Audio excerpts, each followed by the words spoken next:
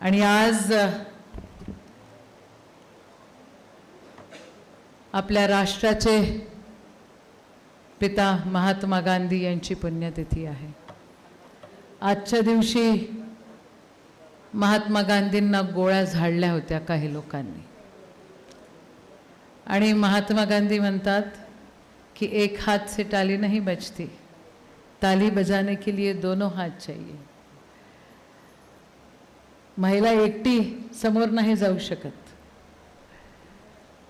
दोन्ही टाळ्या व्यवस्थित वाटल्या तर ती खऱ्या अर्थाने समोर जाऊ शकेल। गांधीजी खरं एक व्यक्ती नव्हते,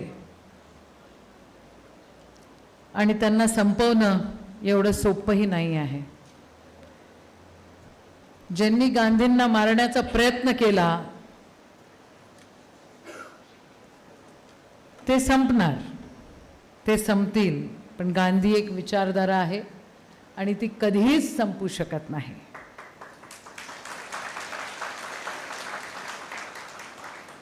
तुम्ही टाळ्या वाजवल्या म्हणून तुमचे आभार मानते। खरं गांधीबद्दल बोलणं आणि गांधीजींबद्दल बोलणं आजकाल सगळेच जण टाळतात।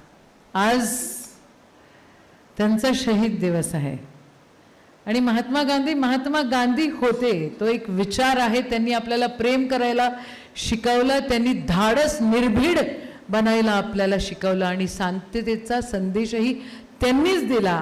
आज ह्या दिवशी सरकारने हुतात्मा दिवस करून टाकला। ठीक आहे, आदर सगळ्यांनाच आहे, आदर सगळ्यांचाच केलाही पाहिजे। त्याच्यामुळे काम करत असताना नक्की आमची लढाई आमच्या बरोबर आहे, आम्हाला आमच्यासाठीच लढायचंय। आजही जे चांद्रयान यशस्वी केलं गेलं त्या चांद्रयानमध्ये सर्वाधिक महिला होत्या, ज्यांच्यामुळे हे चांद्रयान यशस्वी झालं। आणि त्याच्याही पलीकडे जाऊन सांगायचंय, जी संविधान सभा भरली गेली, या संविधान सभेमध्ये 15 महिला होत्या, आणि म्हणून या संविधानामध्ये त्यांनी मांडलं की महिलांमध्ये समान संपत्तीचा वाटा त्यांना मिळाला पाहिजे, या संविधानामध्ये महिलांना हक्क मिळाला पाहिजे लागतात। एकीकडे आमचं चांद्रयान चंद्रावर गेला म्हणून आम्हाला अभिमान वाटण्यासारखी गोष्ट आहे, दुसरीकडे अजूनही आम्हाला विधवा प्रथेच्या विरोधात लढावं लागतंय, आम्हाला बालविवाहाच्या विरोधात लढावं लागतंय। एक दरी आणि एक डोंगर अशी प्रचंड मोठी तफावत आजही समाजामध्ये पाहायला मिळते।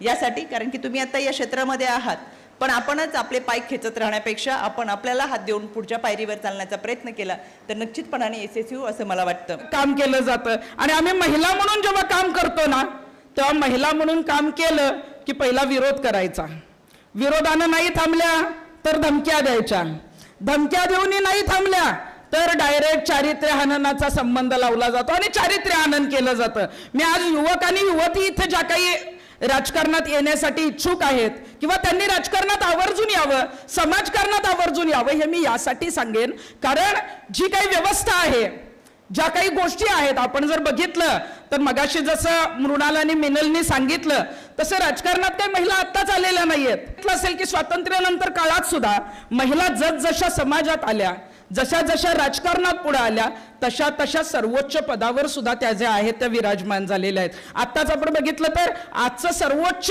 पद जे राष्ट्रपती पद आहे ते आमच्या एका महिलेकडे आहे, द्रौपदी मुर्मूजी ज्या आहेत त्या खूप चांगल्या पद्धतीने ते काम बघतायत। आणि डेव्हलप नेशन म्हणून बघायचं तर मला वाटतं की आपण जेव्हा युवा संसद म्हणून एक जबाबदारी ह्या दृष्टिकोनातनं जर पॉलिटिक्सला पाहिलं तर जिथे जिथे आपल्याला उणीवा जाणवतात आणि तिथे तिथे आपल्याला जर त्या त्या ठिकाणी आपल्याकडे ते कौशल्य असेल किंवा ती बुद्धिमत्ता असेल किंवा तुमच्याकडे ते बल असेल तर मला असं वाटतं की प्रत्येक युवकाने एकदा तरी प्रयत्न तरी करावा।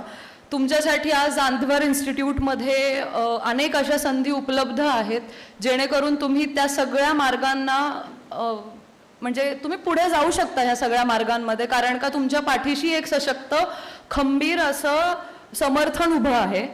तर मला असं वाटतंय की आजच्या युवकांनी पहिलं मला वाटतंय हसत राहावं, कारण का युवा शक्ती ही एक अशी शक्ती आहे भारतासाठीची की जी विकसित भारताला एके दिवशी विकसित बनव